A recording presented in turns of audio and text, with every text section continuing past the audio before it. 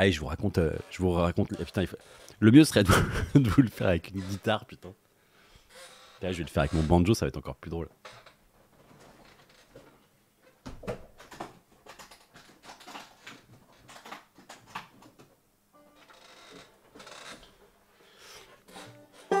Voilà.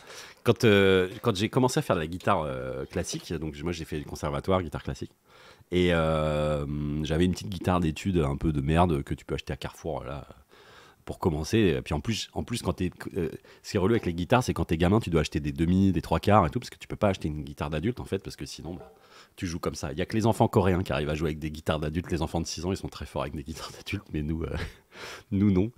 Un petit banjo monotone. Alors non, j'ai essayé de jouer du banjo il y a pas longtemps. C'est une catastrophe.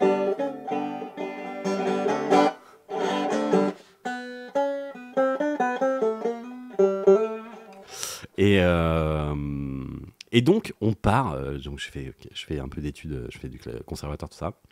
Et mon père m'emmène chez un luthier, un vrai luthier, qui fabrique des guitares à Montreuil.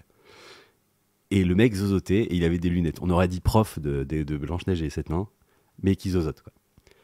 Et, et le mec, alors en fait, il avait. Alors déjà, il zozotait et il a essayé de me vendre une guitare en bois d'épicéa, comme ça.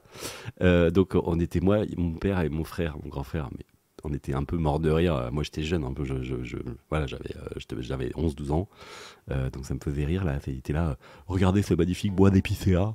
Et à un moment donné, il a attrapé une corde, je vous jure. Mais genre, il a cru que c'était un string le truc. Il a attrapé une corde et il a fait, regardez-moi ce sustain. Et il a tiré le truc de au moins 10 centimètres et ça a fait BAM. Et le truc, forcément, il a sonné pendant 10 minutes, quoi.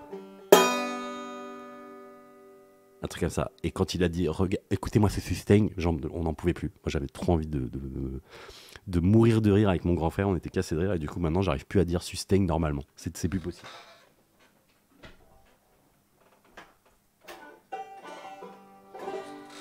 Voilà, c'était la petite story du sustain.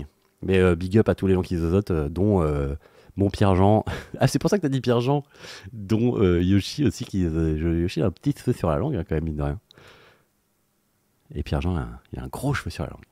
J'avais pas capté.